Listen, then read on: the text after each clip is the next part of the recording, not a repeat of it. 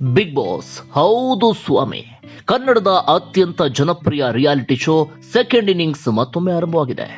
ಇತಿಹಾಸದಲ್ಲೇ ಪ್ರಪ್ರಥಮ ಬಾರಿಗೆ ಸೆಕೆಂಡ್ ಇನ್ನಿಂಗ್ಸ್ ಹೆಸರಿನಲ್ಲಿ ಬಿಗ್ ಬಾಸ್ ಅನ್ನ ಮತ್ತೊಮ್ಮೆ ಶುರು ಮಾಡಲಾಗ್ತಾ ಇದೆ. ಮೊದಲ ದಿನದ ಮಹಾ ಸಂಚಿಕೆಯ ಶೂಟಿಂಗ್ ಹೇಗಿತ್ತು, ಬಿಗ್ ಬಾಸ್ ಮನೆಯೊಳಗಡೆ ಸ್ಪರ್ಧಿಗಳು ಎಂಟ್ರಿ ಕೊಡ್ತಾ ಇದ್ದ ಹಾಗೆ ಏನ್ ಮಾಡಿದ್ರು, ಆ ಎಲ್ಲ ಡೀಟೇಲ್ಸ್ ಅನ್ನ ನಾನು ನಿಮ್ಮ ಮುಂದೆ ಇಡ್ತಾ ಹೋಗ್ತೀನಿ. ಸಾಕಷ್ಟು ದಿನಗಳಿಂದ ಬ್ರೇಕ್ ತಗೊಂಡಿದ್ದ ಬಿಗ್ ಬಾಸ್ ಸ್ಪರ್ಧಿಗಳು, ಅಂದ್ರೆ ಬಿಗ್ ಬಾಸ್ ಕ್ಲೋಸ್ ಆಗ್ತಾ ಇದ್ದ ಹಾಗೆ ತಮ್ಮ ತಮ್ಮ ಮನೆಗೆ ತೆರಳಿದ್ದ ಬಿಗ್ ಬಾಸ್ ಸ್ಪರ್ಧಿಗಳು ಇದೀಗ ಮತ್ತೊಮ್ಮೆ ಬಿಗ್ ಬಾಸ್ ಮನೆಗೆ ಗ್ರ್ಯಾಂಡ್ ಆಗಿ ಖುಷಿಯಾಗಿ ಎಂಟ್ರಿ ಕೊಟ್ಟಿದ್ದಾರೆ. ಮನೆ ಒಳಗಡೆ ಹೋಗ್ತಾ ಇದ್ದ ಹಾಗೆ ಮುಂದಿನ ಆಟ ಹೇಗಿರಬೇಕು ಅಂತ ಗೇಮ್ ಪ್ಲಾನ್ ಅನ್ನ ಈಗಲೇ ಶುರು ಮಾಡ್ಕೊಂಡಿದ್ದಾರೆ. ಮಹಾ ಸಂಚಿಕೆಯ ಶೂಟಿಂಗ್ ಕೂಡ ಬಹಳ ಅದ್ಧೂರಿಯಾಗಿ ನಡೆಯಿತು. ನಿನ್ನೆ ಮಧ್ಯಾಹ್ನ 2 ಗಂಟೆಯಿಂದ ಶೂಟಿಂಗ್ ಆರಂಭ ಆಯಿತು. ಹೆಚ್ಚು ಕಡಿಮೆ ರಾತ್ರಿ 9 ಗಂಟೆವರೆಗೂ ಕೂಡ ನಿರಂತರವಾಗಿ ಶೂಟಿಂಗ್ ಅನ್ನ ಮಾಡಲಾಯಿತು. ಸಾಕಷ್ಟು ಬಿಡುವಿನ ಬಳಿಕ ಸುದೀಪ್ ಅವರು ಬಿಗ್ ಬಾಸ್ ವೇದಿಕೆಗೆ ಬಂದರು. ಹೀಗಾಗಿ ಎಲ್ಲರಲ್ಲೂ ಕೂಡ ಹುರುಪು, ಖುಷಿ, ಜೋಶ್ ಎಲ್ಲವೂ ಕೂಡ ಜಾಸ್ತಿ ಆಯಿತು. ಕಾರಣ ಒಂದಷ್ಟು ಎಪಿಸೋಡ್ಗಳನ್ನ ಪ್ರಪ್ರಥಮ ಬಾರಿಗೆ ಸುದೀಪ್ ಅವರು ಮಿಸ್ ಮಾಡ್ಕೊಂಡಿದ್ರು. ಕರೋನಾ ಕಾರಣಕ್ಕಾಗಿ, ಆರೋಗ್ಯದಲ್ಲಿ ಒಂದಷ್ಟು ಸಮಸ್ಯೆಗಳು ಆದಂತ ಕಾರಣಕ್ಕಾಗಿ ಸಾಕಷ್ಟು ದಿನಗಳ ನಂತರ ಬಿಗ್ ಬಾಸ್ ವೇದಿಕೆಗೆ ಸುದೀಪ್ ಅವರು ಬಂದಂತ ಕಾರಣಕ್ಕಾಗಿ ಸಹಜವಾಗಿ ಎಲ್ಲರಲ್ಲೂ ಕೂಡ ಒಂದು ಜೋಶ್, ಖುಷಿ ಎಲ್ಲವೂ ಕೂಡ ಜಾಸ್ತಿ ಆಯಿತು. ಸುದೀಪ್ ಅವರಲ್ಲೂ ಕೂಡ ಒಂದು ಹೊಸ ಲವಲವಿಕೆ, ಹೊಸ ತುಂಟತನ, ಹೊಸ ಲುಕ್ ಎಲ್ಲವೂ ಕೂಡ ಕಂಡು ಬರ್ತು. ಸುದೀಪ್ ಅವ್ರನ್ನ ನೋಡೋದಕ್ಕೆ ಬಹಳ ಖುಷಿ ಆಗ್ತಿದೆ. ಎಪಿಸೋಡ್ ಅನ್ನ ಇವತ್ತು ಮಿಸ್ ಮಾಡ್ಕೊಳ್ದೆ ನೋಡಿ, ಸುದೀಪ್ ಅವರ ಆ ಲುಕ್ ಎಷ್ಟೊಂದು ಚೆನ್ನಾಗಿದೆ ಅಂತ ಹೇಳಿ ಪ್ರೋಮೋಸ್ ಅಲ್ಲೂ ಕೂಡ ನೀವೆಲ್ಲರೂ ಕೂಡ ಗಮನಿಸಿರಬಹುದು. ಬಹಳ ಚೆನ್ನಾಗಿಯೇ ಕಾಣ್ತಿದ್ದಾರೆ. ಹಾಗೆ ಮುಖದಲ್ಲಿ ಒಂದು ಹೊಸ ಆಕ್ಟಿವ್ನೆಸ್ ಕೂಡ ಸುದೀಪ್ ಅವರಲ್ಲಿ ಕಾಣಿಸ್ತಾ ಇದೆ.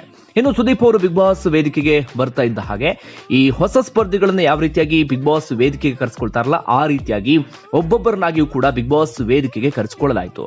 ಅವರೆಲ್ಲರ ಬಳಿಯೂ ಕೂಡ ಇಷ್ಟು ದಿನಗಳ ಕಾಲ ಹೇಗೆ ಕಾಲ ಕಳೆದ್ರಿ, ಈ ಹಿಂದಿನ ಎಪಿಸೋಡ್ಗಳಲ್ಲಿ ಅವರು ಭಾಗಿಯಾಗಿದ್ರಲ್ಲ, ಆ ಎಲ್ಲ ವಿಚಾರಕ್ಕೆ ಸಂಬಂಧಪಟ್ಟ ಹಾಗೆಯೂ ಕೂಡ ಸುದೀಪ್ ಅವರು ಮಾತನಾಡಿಸಿದ್ರು. ಒಂದಷ್ಟು ಸೂಕ್ಷ್ಮವಾದಂತಹ ಪ್ರಶ್ನೆಗಳನ್ನ, ಒಂದಷ್ಟು ಟಫ್ ಆದಂತಹ ಪ್ರಶ್ನೆಗಳನ್ನ, ಹಾಗೆ ಹಾಸ್ಯಭರಿತ ಪ್ರಶ್ನೆಗಳನ್ನ ಎಲ್ಲವನ್ನೂ ಕೂಡ ಕೇಳಿದ್ರು. ಸ್ಪರ್ಧಿಗಳು ಕೂಡ ಅದೇ ರೀತಿಯಾಗಿ ಉತ್ತರವನ್ನ ಕೂಡ ಸುದೀಪ್ ಅವರಿಗೆ ಕೊಡ್ತಾ ಹೋದ್ರು. ಆ ನಂತರ ಒಬ್ಬೊಬ್ಬರನ್ನಾಗಿ ಬಿಗ್ ಬಾಸ್ ಮನೆಯ ಒಳಗಡೆ ಕಳುಹಿಸಿಕೊಡ್ಲಾಯಿತು. ಇನ್ನ ಬಿಗ್ ಬಾಸ್ ಸ್ಪರ್ಧಿಗಳ ಫ್ಯಾಮಿಲಿ ಹಾಗೆ ಆಡಿಯನ್ಸ್ಗೂ ಕೂಡ ಬಿಗ್ ಬಾಸ್ ಮನೆ ಶೂಟಿಂಗ್ ನೋಡೋದಕ್ಕೆ ಅವಕಾಶವನ್ನು ಮಾಡಿಕೊಡಲಾಗಿತ್ತು. ಆದ್ರೆ ಸಾಮಾಜಿಕ ಅಂತರ ಅದೆಲ್ಲವನ್ನು ಕೂಡ ಪ್ರತಿಯೊಬ್ಬರು ಕಾಯ್ದುಕೊಳ್ಳುವಂತೆ ಈ ಸಂದರ್ಭದಲ್ಲೂ ಕೂಡ ಸೂಚನೆಯನ್ನ ಕೊಡಲಾಗಿತ್ತು. ಇನ್ನ ಬಿಗ್ ಬಾಸ್ ನಲ್ಲಿ ಈ ಮಹಾಸಂಚಿಕೆಯ ಮೊದಲ ದಿನ ಅಥವಾ ಶೂಟಿಂಗ್ ನಲ್ಲಿ ಯಾವುದೇ ರೀತಿಯಲ್ಲೂ ಕೂಡ ಕೊರತೆ ಆಗದಂತೆ ಬಹಳ ಅದ್ಧೂರಿಯಾಗಿಯೇ ಶೂಟಿಂಗ್ ಅನ್ನು ಕೂಡ ಮಾಡಲಾಯಿತು. ಅದೇ ರೀತಿಯಾಗಿ ಸುದೀಪ್ ಅವರು ಕೂಡ ಎಲ್ಲರ ಜೊತೆಗೂ ಬಹಳ ಖುಷಿಯಾಗಿ ಒಂದಷ್ಟು ಆಕ್ಟಿವಿಟಿಗಳಲ್ಲೂ ಕೂಡ ಭಾಗಿಯಾದ್ರು. ಅಂದ್ರೆ ಅವ್ರನ್ನ ಮಾತನಾಡಿಸುವಂತ ವಿಚಾರದಲ್ಲಾಗಿರ್ಬೋದು. ಹಾಗೆ ದಿವ್ಯಾ ಉರುಡುಗ ಅವರ ಸಂದರ್ಭದಲ್ಲಿ ರಿಕ್ವೆಸ್ಟ್ ಮಾಡ್ಕೊಳ್ತಾರೆ, ನನಗೊಂದು ಆಸೆ ಸರ್, ನಿಮ್ಮ ಜೊತೆಗೆ ಒಂದೆರಡು ಸ್ಟೆಪ್ ಹಾಕಬೇಕು, ಹೆಜ್ಜೆಯನ್ನು ಹಾಕಬೇಕು ಅಂತ ದಿವ್ಯಾ ಉರುಡುಗ ಅವರು ಕೇಳ್ಕೊಳ್ತಾರೆ. ಅದೇ ರೀತಿಯಾಗಿ ಸುದೀಪ್ ಅವರು ಕೂಡ ದಿವ್ಯಾ ಉರುಡುಗ ಜೊತೆಗೆ ಖುಷಿಯಾಗಿ ಹೆಜ್ಜೆಯನ್ನ ಕೂಡ ಹಾಕ್ತಾರೆ. ಒಟ್ಟಾರೆಯಾಗಿ ಬಹಳ ಅದ್ದೂರಿಯಾಗಿಯೇ, ಬಹಳ ನೀಟಾಗಿಯೇ ಮೊದಲ ಸಂಚಿಕೆಯ ಶೂಟಿಂಗ್ ಅನ್ನ ಕಂಪ್ಲೀಟ್ ಮಾಡಲಾಯಿತು. ಯಾವುದೇ ರೀತಿಯಲ್ಲೂ ಕೂಡ ಸಮಸ್ಯೆ ಆಗದಂತೆ. ಕರೋನಾ ಇರುವಂತಹ ಕಾರಣಕ್ಕಾಗಿ ಹೇಗೆ ನಡೆಯುತ್ತೋ ಎನ್ನುವಂತ ಆತಂಕ, ಭಯ ಎಲ್ಲರಲ್ಲೂ ಕೂಡ ಇತ್ತು. ಆದ್ರೆ ಯಾವುದೇ ರೀತಿಯಲ್ಲೂ ಕೂಡ ಸಮಸ್ಯೆ ಆಗದಂತೆ ಶೂಟಿಂಗ್ಗೆ ಒಂದಷ್ಟು ವ್ಯವಸ್ಥೆಯನ್ನ ಕೂಡ ಮಾಡಿಕೊಳ್ಳಲಾಗಿತ್ತು. ಇನ್ನು ಬಿಗ್ ಬಾಸ್ ಮನೆ ಒಳಗಡೆ ಹೇಗೆ ಹೋದ್ರು ಸ್ಪರ್ಧಿಗಳು ಅಂದ್ರೆ, ಈ ಹಿಂದೆ ನೋಡ್ತಾ ಇದ್ವಿ ಎಲ್ಲಾ ಸ್ಪರ್ಧಿಗಳು ಕೂಡ ಒಟ್ಟಿಗೆ, ಅಂದ್ರೆ ಒಬ್ಬರಾದ ನಂತರ ಒಬ್ರು ಒಂದೇ ಡೋರ್ ನಲ್ಲಿ ಎಂಟ್ರಿಯನ್ನ ಕೊಡ್ತಾ ಇದ್ರು. ಆ ಮೇನ್ ಡೋರ್ ಇದೆಯಲ್ಲ, ಅಲ್ಲಿ ಎಂಟ್ರಿಯನ್ನು ಕೊಡ್ತಾ ಇದ್ರು. ಆದ್ರೆ ಈ ಬಾರಿ ಹಾಗಾಗಿಲ್ಲ. ಒಬ್ಬೊಬ್ಬ ಸ್ಪರ್ಧಿಗಳು ಕೂಡ ಒಂದೊಂದು ಡೋರ್ ನಿಂದ ಬಿಗ್ ಬಾಸ್ ಮನೆಯ ಒಳಗಡೆ ಪ್ರವೇಶವನ್ನ ಮಾಡ್ತಾರೆ. ಚಂದ್ರಚೂಡ್ ಒಂದ್ ಕಡೆಯಿಂದ ಬಂದ್ರೆ, ದಿವ್ಯಾ ಉರುಡುಗ ಇನ್ನೊಂದು ಕಡೆಯಿಂದ ಬಂದ್ರು, ಅರವಿಂದ್ ಕೆಪಿ ಇನ್ನೊಂದು ಡೋರ್ ಮೂಲಕ ಮನೆ ಒಳಗಡೆ ಎಂಟ್ರಿ ಕೊಟ್ಟರು. ಮನೆ ಒಳಗಡೆ ಎಂಟ್ರಿ ಕೊಟ್ಟು ಒಬ್ಬೊಬ್ಬರ ಮುಖವನ್ನ ನೋಡ್ಕೊಳ್ತಾ ಇದ್ದ ಹಾಗೆ ಎಲ್ಲರಿಗೂ ಕೂಡ ಬಹಳ ಖುಷಿ ಆಯ್ತು. ಯಾಕಂದ್ರೆ ಈ ಹಿಂದೆ ಅವರ ಫ್ರೆಂಡ್ಶಿಪ್ ಎಲ್ಲವೂ ಕೂಡ ತುಂಬಾ ಗಾಢವಾಗಿತ್ತು. ಬಿಗ್ ಬಾಸ್ ಮನೆಯಿಂದ ಹೊರಗಡೆ ಹೋಗುವಂತ ಸಂದರ್ಭದಲ್ಲಿ ಎಲ್ಲರೂ ಕೂಡ ಕಣ್ಣೀರನ್ನ ಹಾಕ್ತಾ ಹೋಗಿದ್ರು. ಆದ್ರೆ ಒಳಗಡೆ ಬರ್ತಾ ಇದ್ದ ಹಾಗೆ ಎಲ್ಲರೂ ಕೂಡ ಖುಷಿಯಾಗಿ ಪರಸ್ಪರ ಒಬ್ರನ್ನೊಬ್ರನ್ನ ನೋಡ್ಕೊಂಡ್ರು, ಮಾತುಕತೆ ಎಲ್ಲವನ್ನು ಕೂಡ ಶುರು ಮಾಡ್ಕೊಂಡ್ರು. ದಿವ್ಯಾ ಹುಡುಗ ಹಾಗೆ ದಿವ್ಯಾ ಸುರೇಶ್ ತಮಾಷೆಯಾಗಿ ಒಂದಷ್ಟು ಫೈಟ್ ಅನ್ನು ಕೂಡ ಮಾಡೋದಕ್ಕೆ ಶುರು ಮಾಡ್ಕೊಂಡ್ರು.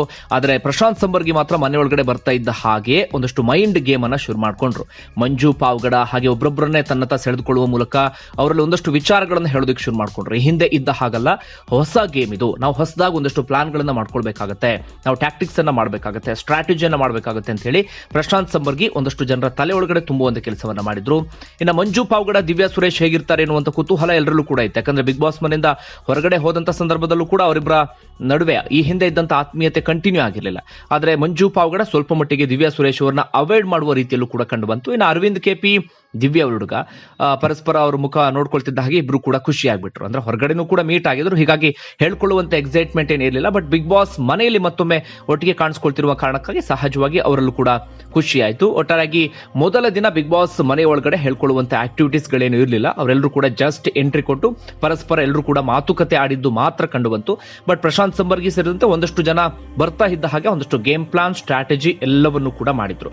ಯಾವುದೇ ರೀತಿಯಲ್ಲೂ ಕೂಡ ಸಮಸ್ಯೆ ಆಗದಂತೆ ಸಾಂಗವಾಗಿ ಮೊದಲ ದಿನದ ಸಂಚಿಕೆಯ ಶೂಟಿಂಗ್ ಅನ್ನ ಕಂಪ್ಲೀಟ್ ಮಾಡಲಾಯಿತು. ಅದು ಇವತ್ತು ಸಂಜೆ 6 ಗಂಟೆಯಿಂದ ಪ್ರಸಾರ ಆಗತ್ತೆ. ಇನ್ನು ಈ ಬಾರಿಯ ಬಿಗ್ ಬಾಸ್ ನ ವಿಶೇಷತೆಗಳು ಏನು? ಸದ್ಯ ಗೊತ್ತಾಗ್ತಿರುವಂತಹ ಮಾಹಿತಿಯ ಪ್ರಕಾರ ಈ 50 ದಿನಗಳ ಕಾಲ ಬಿಗ್ ಬಾಸ್ ಅನ್ನ ನಡೆಸಲಾಗುತ್ತಂತೆ. ಹಿಂದೆ ಸ್ವಲ್ಪ ಲಾಸ್ ಆಗಿತ್ತು ಬಿಗ್ ಬಾಸ್ ಮ್ಯಾನೇಜ್ಮೆಂಟ್ಗೆ, ಆಡಳಿತ ಮಂಡಳಿಗೆ, ಅಂದ್ರೆ ಕಲರ್ಸ್ ಕನ್ನಡ ಆಡಳಿತ ಮಂಡಳಿಗೆ.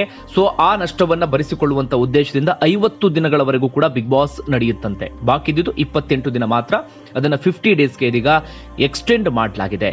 ಈ ಮೂಲಕ ಒಂದಷ್ಟು ಆದಾಯವನ್ನು ಗಳಿಸೋದಕ್ಕೆ ಪ್ಲಾನ್ ಅನ್ನು ಮಾಡಿಕೊಳ್ಳಲಾಗ್ತಿದೆ. ಯಾಕಂದ್ರೆ ಹೇಳಿಕೊಳ್ಳುವಂತ ರಿಯಾಲಿಟಿ ಶೋಗಳು, ಇದಕ್ಕೆ ಆಪೋಸಿಟ್ ಆಗಿ ಟಫ್ ಫೈಟ್ ಕೊಡುವಂತ ರಿಯಾಲಿಟಿ ಶೋಗಳು ಯಾವುದು ಕೂಡ ನಡೀತಾ ಇಲ್ಲ. ಹೀಗಾಗಿ ಸದ್ಯಕ್ಕೆ ಉಳ್ಕೊಂಡಿರುವಂತ ಏಕೈಕ ಶೋ ಅಂದ್ರೆ ಬಿಗ್ ಬಾಸ್ ಮಾತ್ರ. ಹೀಗಾಗಿ ಸಹಜವಾಗಿ ಆಡಿಯನ್ಸ್ ಎಲ್ಲರೂ ಕೂಡ, ಪ್ರೇಕ್ಷಕರೆಲ್ಲರೂ ಕೂಡ ಬಿಗ್ ಬಾಸ್ ಕಡೆಗೆ ಅಟ್ರಾಕ್ಟ್ ಆಗ್ತಾರೆ ಅನ್ನೋದು ಕೂಡ ಗೊತ್ತಿದೆ. ಜೊತೆಗೆ ಈ ಪ್ರೇಕ್ಷಕರನ್ನ ಸೆಳೆದುಕೊಳ್ಳುವಂತ ಉದ್ದೇಶದಿಂದ ಒಂದಷ್ಟು ಗೇಮ್ ಪ್ಲಾನ್ಗಳನ್ನ, ಟ್ವಿಸ್ಟ್ ಗಳನ್ನ ಎಲ್ಲವನ್ನೂ ಕೂಡ ಮಾಡಲಾಗಿದೆ. 50 ದಿನವೂ ಕೂಡ ಭರಪೂರ ಮನರಂಜನೆ ಕೊಡೋದಕ್ಕೆ ಟ್ವಿಸ್ಟ್ ಮೇಲೆ ಟ್ವಿಸ್ಟ್ ಅನ್ನ ಬಿಗ್ ಬಾಸ್ ನಲ್ಲಿ ಕೊಡ್ತಾ ಹೋಗಲಾಗುತ್ತೆ. ಯಾರೂ ಕೂಡ ನಿರೀಕ್ಷೆ ಮಾಡಿದಂತ ಟ್ವಿಸ್ಟ್.